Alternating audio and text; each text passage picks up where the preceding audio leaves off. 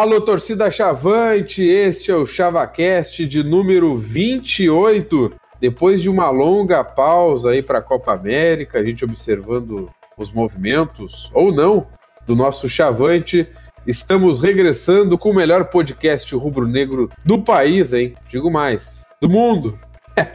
Até porque temos uma novidade a nível mundial. E comigo não estou sozinho, eu sou o Pedro Henrique Krieger. Leon Sanguiné, bem-vindo, Leon. Boa noite, pessoal. Na noite mais fria do ano, o que dizem, estamos aqui retornando. O pessoal achou que a gente não voltaria mais, mas a gente voltou, porque não vamos desistir do ChavaCast. Talvez do Brasil a gente desista em algum momento, mas do ChavaCast não desistirei. É a volta dos que não foram, né? E Gustavo Iribarren. Boa noite, pessoal. Bom dia, boa tarde, não sei. Só sei que para a torcida do Brasil, esse período de Copa América está sendo uma noite eterna. E falando no Brasil, temos muitas novidades. Quer dizer, muitas novidades. Não é tanto assim, mas a gente tem bastante coisa para comentar. Vamos falar de futebol, já que a principal função do Brasil é essa, pelo menos deveria ser. O Brasil que empatou com os reservas do São José há bastante tempo, 0-0 e tal. E o Brasil vai fazer mais um jogo treino neste sábado contra o Inter, no estádio Beira-Rio, às 10h30. O Inter que provavelmente vai com o time titular, pelo que eu vi no Twitter. O Brasil se movimentando aí, né, literalmente, antes da Série B voltar. Por isso, o Brasil que só fez esse amistoso, esse jogo treino, na verdade, né, contra o São José em Porto Alegre, e agora também em Porto Alegre contra o Inter. É pouco? Como é que vocês avaliam? O Brasil tinha que focar em contratações, por exemplo. A gente já vai entrar nesse assunto, mas quero saber a opinião de vocês aí. Leon? Eu acho até que não dá pra dizer que foi pouco, né? 2 jogos aí nessa parada, acho que tá de bom tamanho. E meus adversários eu acho que é tranquilo, embora tenha sido reservas. E o Inter, acho que são 2 adversários que é tranquilo da gente enfrentar, são da volta, a gente não precisou viajar muito. Acho que também o resultado não vai alterar muito a nossa preocupação, ou não, né? Porque é jogo treino, que não vale nada. Acho que os resultados não vão nos deixar nem mais preocupados e nem mais tranquilos, né? O Guarani, por exemplo, ganhou do Palmeiras. Não quer dizer que o Guarani é um baita time. A gente ganhou do Guarani, né? Lá. Então, tem isso. Eu acho que o Brasil, a nossa principal preocupação não digo nem as contratações, mas sim o fato da gente estar deixando alguns jogadores irem embora e aí não estamos repondo, né? Na verdade, esse é um assunto que a gente vai abordar, né? A saída de jogadores, a chegada também, mas a gente vai ter que falar mais sobre isso. Mas antes, Gustavo, o Brasil aí empatou com os reservas do São José, agora contra os titulares do Inter vai jogar, vai se movimentar. Na tua avaliação, nesse período aí de parada de Copa América, o Brasil poderia ter buscado mais? O Brasil sempre alega aí dificuldade de marcar jogos treinos pela dificuldade de encontrar adversários, né? Como é que tu avalia esse movimento aí do Brasil nessa parada? Eu acredito, Pedro, que tá de bom tamanho. Eu acho que a gente disse, a gente não pode se pautar por resultados nesses jogos de intertemporada, assim, porque se a gente vai se pautar por isso, a gente empatou com o São José titular e que os reservas ganharam do Grêmio, de goleada. Então, não dá para se basear nisso aí. Acho que o importante é movimentar os jogadores, não deixar eles parados. Claro que fica aquele gostinho de quero mais. É raro a gente ter amistoso na Baixada, né? A gente costuma ter quando muito, 2 no ano, assim. A gente fica com aquele gostinho, tipo, saudade da Baixada, gostinho de quero mais, de ter um jogo, com aquele sentimento de que às vezes a diretoria não se esforça o suficiente para trazer o Brasil para mais perto do torcedor. Mas, enfim, eu acho que no momento essa é a última das prioridades. A prioridade hoje é manter os jogadores em ritmo e torcer para eles voltarem o máximo bem treinados e o máximo em melhor condição física possível para o retorno do campeonato, porque o bicho vai pegar. E falando nesse vai e vem de jogadores, não foi tão grande assim, né? Mas a gente pode já confirmar a contratação do volante Eduardo Persson, que não foi apresentado ainda, mas ele tem 22 anos, vem do Joinville, por empréstimo até o final do ano. Foi uma informação lá atrás que o Rodrigo Oliveira, da Rádio Pelotense, chegou a comentar, e é um jogador que o Brasil tentou há mais tempo, trabalhou com o Rogério e com o Quila no Joinville, né? E essa é a única contratação oficial do Brasil. Aí tem outros nomes rondando, falam do Elias, que seria a terceira passagem dele, do Wellington Júnior, que estava no Curitiba e foi dispensado de lá. E eu quero saber de vocês, guris. Vamos supor que o Wellington Júnior e o Elias cheguem na Baixada. São nomes que agradam a vocês, somado aí ao Eduardo Persson, ou não agradam? E precisa de mais? Que posições? Leon? O Eduardo Persson, ou Persson, não sabemos ainda, me agrada pelas características que tem, pela trajetória que tem até aqui, apesar da lesão, né? Considerado um dos melhores volantes do Campeonato Catarinense passado, foi escolhida a revelação do campeonato passado, teve um problema de lesão sério depois, isso acabou comprometendo um pouco a sequência dele. É uma contratação que me agrada. O Wellington Júnior não temos nada ainda, né? É tudo muito incipiente em relação a ele, mas me agradaria bastante o retorno dele, tendo em vista que o Rogério conseguiu tirar dele ano passado. Se o Rogério conseguir tirar dele esse ano que ele tirou do ano passado, seria um grande reforço. O Elias eu prefiro nem comentar, porque o Brasil tá com sacanagem trazer o Elias de volta. Essa é a única palavra que eu tenho. Desculpa, Elias. Essa é a indignação aí do Leon.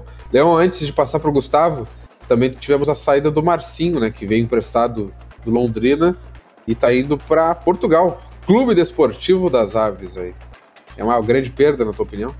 Eu não sei, eu não tenho essa informação concreta, né, se essa negociação foi do Londrina com o time de Portugal ou foi o Brasil que dispensou o Marcinho e ele acertou com esse time. Se foi o Brasil que optou pela saída dele, aí mais uma vez o Brasil tá de sacanagem.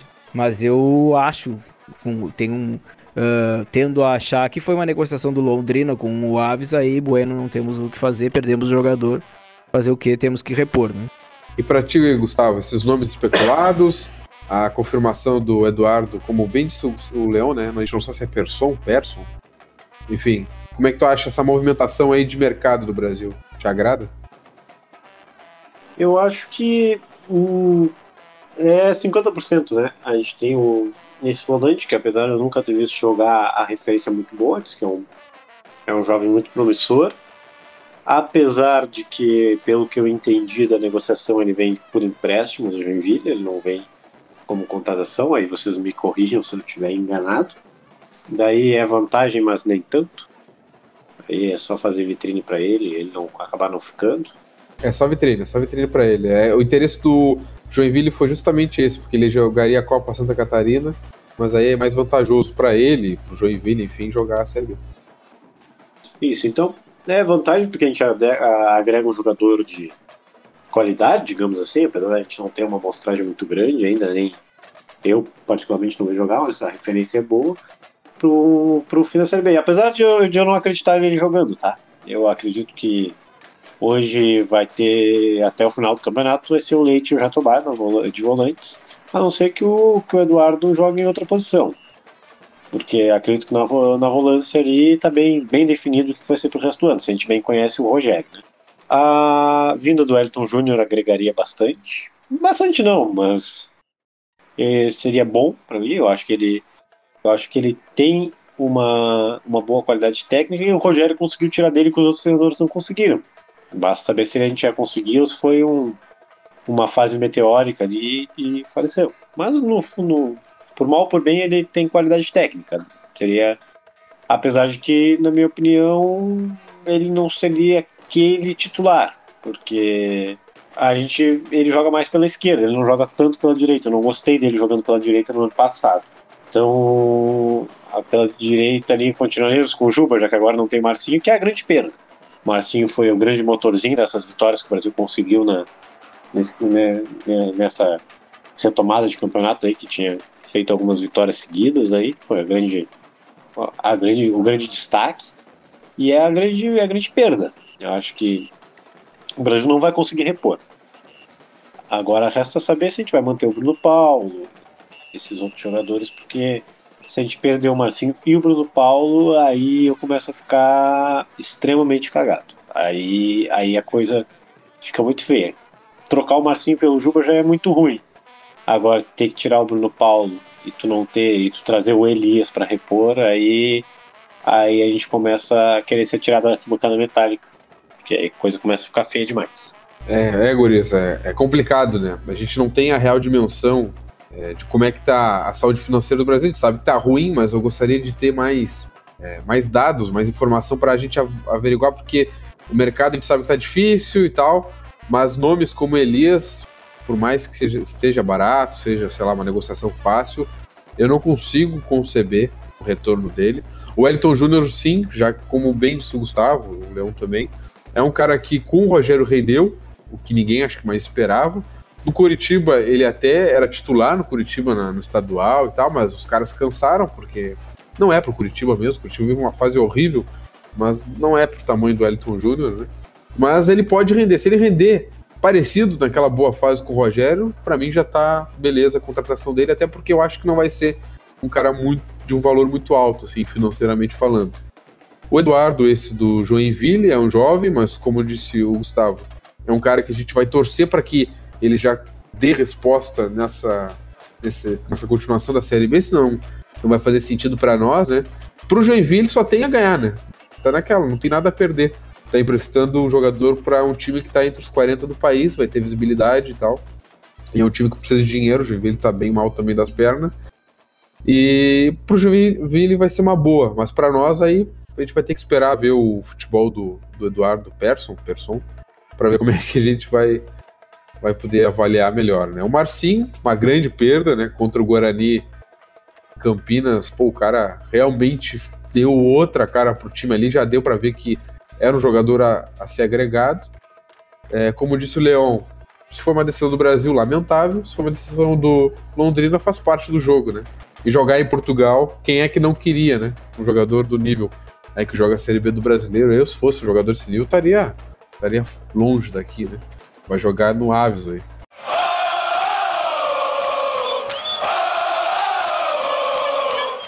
E falando nisso, aproveitando já o gancho, não é só ele que está indo para Portugal, em vários outros ex-jogadores chavantes foram para lá. Rafael Gava, aliás, não foi ainda, né? O Caxias vai segurar ele até o final da Série D, vai para o Passos de Ferreira. O Zé Augusto foi para Santa Clara e João Afonso e Lourenci, os dois, foram para o Gil Vicente, apelidado, né, pelo nosso querido Leão Sanguiné como Bragil Vicente, né? O pessoal tá indo jogar em Portugal em um time de ex-chavante. Todos eles aqui, desses que eu citei, eu gostaria muito de ter o retorno. Triste.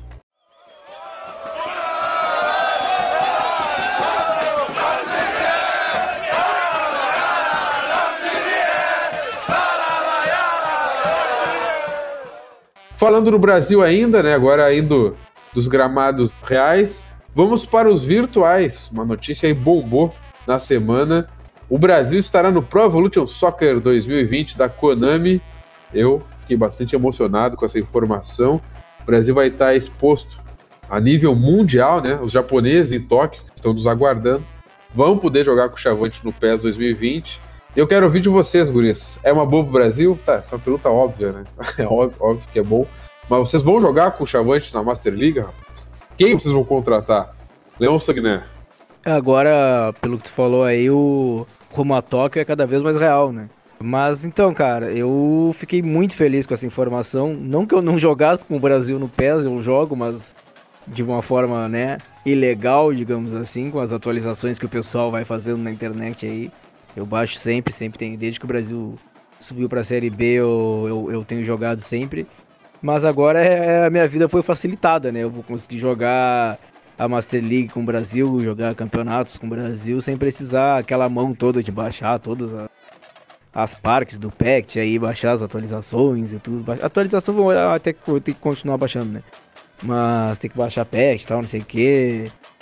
Tem o DP File List, essas coisas, tudo não preciso mais, porque o Brasil vai estar ali oficialmente no PES. Isso é muito importante, né? Espero que o Brasil saiba usar isso de uma forma muito positiva em termos de marketing, né? O Brasil vai estar num jogo que é jogado pelo menos aí, claro que a nível mundial o pessoal não vai usar tanto assim, né? Mas o Brasil vai estar num jogo que o país inteiro joga, né? Então acho que o Brasil deveria usar. Acho até que o Brasil, pelo que eu sei nas linhas internas aí, o Brasil tá pensando em formas interessantes de utilizar isso. Mas espero que se concretize e que o Brasil aproveite bastante. E só o que eu sei é que eu tô muito feliz com isso. Gustavo Iribarren, e aí, como é que tu recebeu essa notícia bombástica aí, né, do Brasil nesse grande rival do FIFA, do Pro Evolution Soccer, antigo Winning Eleven? Ei, mano. Cara, que fantástico. Eu acho que é mais um benefício desse de Brasil estar onde a gente está hoje. A gente batalhou tanto para estar na Série B e hoje a gente colhe umas coisas que, cara, eu não imaginava 3, 4 anos atrás jogar com o Brasil de forma oficial no campeonato, no jogo de videogame. A gente que adora, é louco pelo Brasil, eu joguei esses dias, eu tava jogando um jogo de Super Nintendo com mod pro Gauchão 97, uns negócios assim, e agora a gente vai jogar o novo PES. Os guris sabem, eu sou mais fã do FIFA, mas o PES vai conquistar meu coração. O PES 2020 já ganhou do FIFA, não precisa fazer mais nada para ganhar, não precisa nem ser bom o jogo, só precisa ter o Brasil. E é mais um fator que mostra o quanto a visibilidade do Brasil se tornou algo positivo para ele. Graças a Deus a gente tem essa possibilidade. Tomara que a diretoria aproveite isso em outros âmbitos também, não só nisso. Acho que agora a gente vai ter cada vez mais visibilidade se a gente conseguir se manter nesse nível. Acho que é fantástico e com certeza vai rolar um campeonatinho do ChavaCast. Que maravilha, rapaz. Olha só, um detalhe importante, né? Como eu citei aqui, vários foram para Portugal, estarão também no Pro Evolution Soccer. É só contratar, gurizada. Querem o Gavo ali na Master League? Na Master League será possível. Vou ligar pro Gavo e vou dar umas dicas de Portugal se ele voltar a jogar no Brasil. Ó, que proposta tentadora, hein? Eu quero saber se vocês vão treinar lateral na área Pro Evolution Soccer. Eu ouvi dizer que eu ouvi dizer que o Cirilo vai estar nos jogadores lendários. Não, eu ouvi dizer mais, que o Brasil só tá no Pro Evolution Soccer porque a Konami queria o Cirilo nos jogadores lendários. Aí pra poder fazer isso, tiveram que incluir o Brasil e a Série B inteira. Pra poder... É incrível isso aí. Mas outra coisa, não, falando sério mesmo, essa exposição, como disse o Gustavo, é inacreditável pra quem não joga, né? Eu expliquei o meu pai, por exemplo. Um videogame, ele não é um brinquedo, né? É uma indústria gigantesca aí que, eu não sei hoje, mas algum tempo atrás lucrava mais do que o cinema. Então realmente é um troço enorme. O Brasil vai estar na casa de todo ser humano que comprar esse jogo, num planeta. É algo inacreditável imaginar que um cara de outro país vai estar ali, como eu faço com muitas outras ligas, né? Outros times, campeonatos e tal. Quando vai escolher o Brasil por algum motivo, ou vai enfrentar no videogame, é incrível, né? E como disse o Leão, a gente não vai precisar fazer aquele trabalho de baixar um uniforme, que sempre alguém faz, ou atualizar o time, criar o time, né, do zero. É realmente incrível, é um sonho de criança que eu sempre tive, realizado agora com os meus 27 anos. É incrível mesmo. E isso aí, quem proporcionou foi o Brasil, né? Dentro de campos, ascendendo uma Série B. Por isso que é tão importante manter a Série B e por isso que a gente tá tão cagado, né? Com essas movimentações, essas coisas que estão acontecendo, porque se a gente perder a Série B, a gente volta pro limbo, a gente vai voltar ao nível do nosso rival. Então é complicado realmente. Pessoal, terminando essa parte do PES, não sei se vocês querem acrescentar mais alguma coisa. O Brasil volta a campo contra o Botafogo de São Paulo no sábado, não nesse, né, no próximo, no dia 13 de julho. E o Brasil vai ter um adversário bem complicado, adversário aí que está investindo, que está pensando grande. Ribeirão Preto é uma cidade muito desenvolvida, uma população enorme lá em São Paulo. São Paulo é outro mundo, né? Eu conheci há pouco tempo, agora alguns dias atrás, o estado de São Paulo não conhecia ainda. É outro planeta, né? É muito diferente as coisas. E é um jogo difícil. Quero ver se vocês conseguem já prever alguma coisa dessa partida, se vocês têm alguma esperança de um resultado positivo lá. Gustavo, sempre chamei o Leão antes, vou te chamar agora antes. O que tu espera desse jogo? Pô, eu espero tentar pontuar. Vai ser um jogo complicado, porque a Série B tem um histórico e a gente não escapou dele. A gente também teve isso, que geralmente quando a gente sobe, o time que sobe faz um primeiro ano bom, principalmente no primeiro turno. O Brasil fez, no ano que subiu o Juventude fez, outros times fizeram. Nesse ano o Botafogo vem fazendo uma boa campanha no começo também, para manter essa máxima aí. Então, pontuar lá é importante. Na volta, geralmente no segundo turno, os times que subiram começam a dar uma aliviada. Mas E por isso que é importante, se a gente conseguir pontuar lá, a gente vai conseguir algo que poucos times acreditam que vão conseguir em Ribeirão Preto nesse primeiro turno. Então, é um jogo complicado. Como nem o Pedro disse, Ribeirão é uma cidade que está muitos anos luz à frente de Pelotas, assim, tem muito dinheiro, então os times têm capacidade de montar elencos melhores e tem uma vitrine maior que o estado de São Paulo. Então, pontuar lá é uma questão interessante. Eu não tenho como prever lá vitória ou derrota, eu vou jogar no empate, porque derrota eu não jogo porque eu sou muito cabeça dura, muito torcedor. Vitória eu não jogo porque eu não sei, a gente não sabe a que pé vai estar o Brasil, quem dera de saber a que pé vai estar o Botafogo. Mas vai ser um jogo difícil pra caramba. Leão, o Botafogo que não vence há duas rodadas, hein? Tudo otimista. Como é que tu espera esse jogo, cara? Tá. Não, cara, na verdade, assim, eu não sei porquê, mas eu tô um pouco... Claro, o Brasil tem as limitações dele, a gente conhece todas elas e elas podem ter sido acentuadas com a saída do Marcinho, né? Mas eu acho que o Brasil com o Rogério tem, nos últimos anos, parece que ele mudou um pouco a filosofia dele de jogo fora de casa, né? Antes o Brasil ia jogar fora e a torcida já nem via o jogo muito assim, porque sabia que não ia vir nada de lá. E aí desde o ano passado o Rogério parece que mudou um pouco. No ano passado a gente teve muitas vitórias com o Rogério fora de casa e o Brasil se tornou, parece, um pouco cínico, assim, jogando fora de casa o Brasil. Leva aquele jogo no banho-maria, assim, de repente consegue uma chance e consegue botar a bola lá dentro e pelo menos pontuar.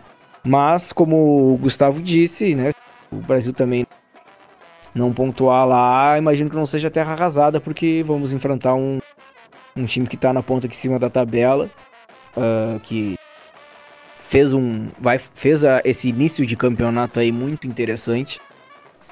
Então é um adversário complicado na casa deles, mas tu também disse, né, o Botafogo vem de 2 jogos sem vitória e pode ficar aí mais um. Não sei, o Brasil pode conquistar um resultado aí, tem uma certa esperança.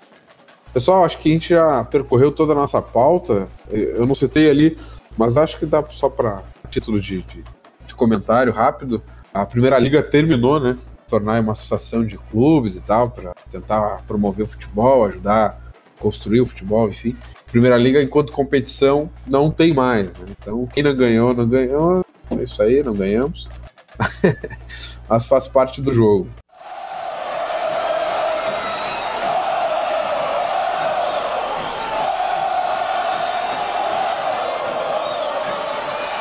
Brasil que desmanchou 60%, né, creio eu, das arquibancadas ali da Juscelino Kubitschek, para iniciar a construção da arquibancada definitiva, para fechar o anel inferior, né, com as 3 arquibancadas, a nova supernova e a hiper supernova, sei lá como a gente vai chamar essa terceira. E o Brasil já está nesse processo, finalmente vamos terminar com essas metálicas, estou ansioso para ver, e também para diminuir o custo, né, por jogo aí. Eu quero saber de você, será que a obra está andando numa velocidade boa? Faz tempo que eu não passo ali, eu não consigo opinar sobre isso.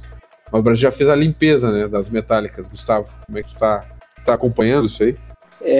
Eu também faz tempo que eu não passo por ali, Pedro, mas é interessante ver que finalmente a gente teve algum andamento, né? Porque é muito triste pra gente, torcedor, a gente ver que não tá tendo andamento na obra, e fazia desde o lançamento da arquibancada, que eu gosto de chamar arquibancada do Biel, que já fazia um bom tempo que tinha terminado aquela obra ali, daquele lado, e ainda não tínhamos tido nenhum andamento na nova, e finalmente deu agora. Vamos torcer que seja rápido, né? Porque o Brasil precisa não correr o risco de jogar fora de casa. Eu acho que a gente já está numa situação muito, e é isso que eu torço demais, a gente já está numa situação muito complicada na Série B, ainda não é, apesar de a gente ter se recuperado um pouquinho ali nos últimos jogos, ainda é uma situação muito complicada, e a gente tem que tomar cuidado. Jogar fora de casa seria um pesadelo. O Brasil não pode de forma alguma, espero que estejam muito bem preparados, com PPCIs e vistorias e não sei lá, foda-se, o que tiver que fazer para jogar em casa. O Brasil não pode jogar fora. Espero que a diretoria tenha planejado isso muito bem, não tenha feito muito no vamos ver porque precisamos fazer a obra. As coisas têm que ser bem pensadas nesse momento. Então, acho que esse é o principal ponto. Muito bom que já estamos andando, mas tomara que a gente esteja andando com responsabilidade, não simplesmente, ok, vamos tocar. E aí, Leão, vamos ver as arquibancadas, aliás, parte delas, né, no chão das metálicas. Cara, eu não suporto a arquibancada metálica. Pra mim, assim, significa muitas coisas de de ruim relacionadas ao Brasil, assim, fora o fato de o dono de Caxias, isso a gente deixa de lado, mas só fazendo um comentário ali em cima do comentário do Gustavo, não querendo defender o clube, né? Mas o Brasil demorou para iniciar essa obra ali, porque o Rogério pediu para jogar esses primeiros 8 com a arquibancada inteira ali. O pedido foi do homem. Pediu para esperar a Copa América para 60%. Mas é isso, eu concordo plenamente com o Gustavo. Isso aí tem que andar rápido agora e o pessoal tem que se mexer em relação ao PPCI, porque pelo que eu sei, para os 40% ali da móvel que restaram, o Brasil precisa de um PPCI novo, precisa de vistoria nova, tudo, e a gente sabe como é que o Brasil é nesse sentido, a gente sabe como o Corpo de Bombeiros de Pelotas é em termos de exigências. Então, é isso.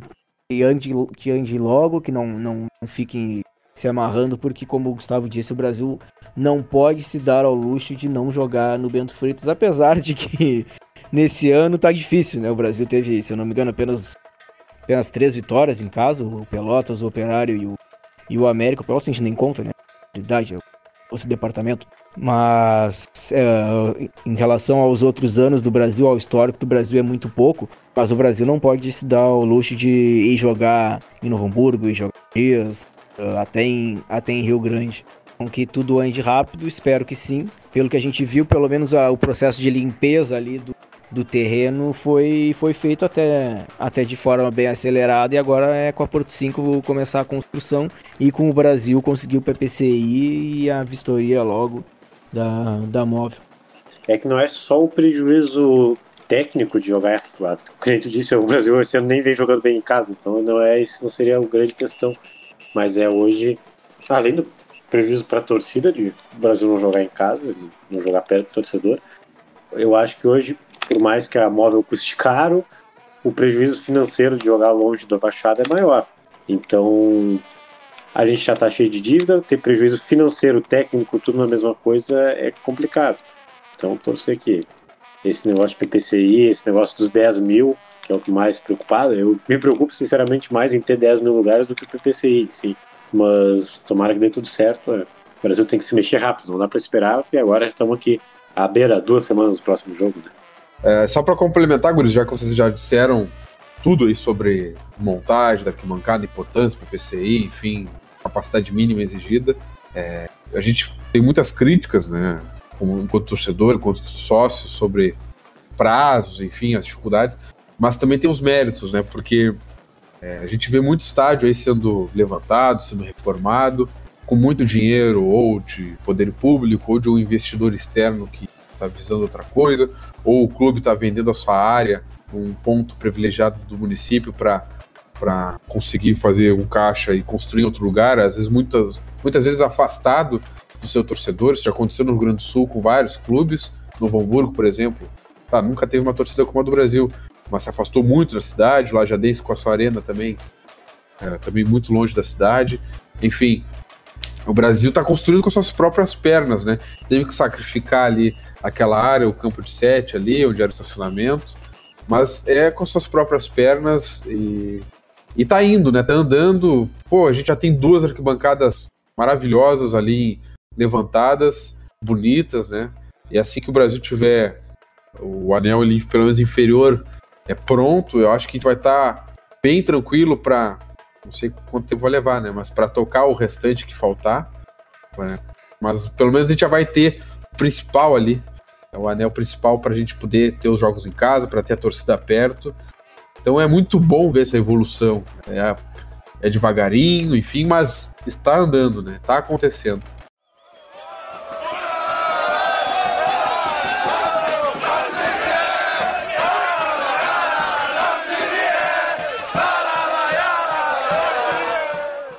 Pessoal, então acho que é isso, né? Desbravamos a nossa pauta, bastante assunto. Agradecer a presença de vocês, Leon, Gustavo. Querem pedir alguma música para encerrar ou a gente encerra aí no silêncio? Rapaz, não consigo pensar em música aí pra esse momento. Alguma música que fale de videogame aí, não sei qual. Porra, rapaz. Em japonês. Valeu, Konami. Valeu, Konami. Rumo a Tóquio, eu não sabia que seria desse jeito. Rumo a Tóquio. A gente botar uma música do Winning. Boba Fett. Não sei que música é que travou bem na Boba hora. Fett, 100% atualizado. Porra, essa aí tá feita. Decidido. Valeu, gurizada. Obrigado pela presença. Até a próxima. Valeu, que seja com a vitória do Brasil. Valeu, boa noite. Ninguém bate de frente, Bomba Pet é nervoso, não dá chance ao concorrente. Se liga aí, mano, escute o que eu vou dizer. Quem fecha com Bomba Pet sempre vai fortalecer. Porque tudo que é bom, a gente repete. É por isso que eu fecho com a equipe Bomba Pet.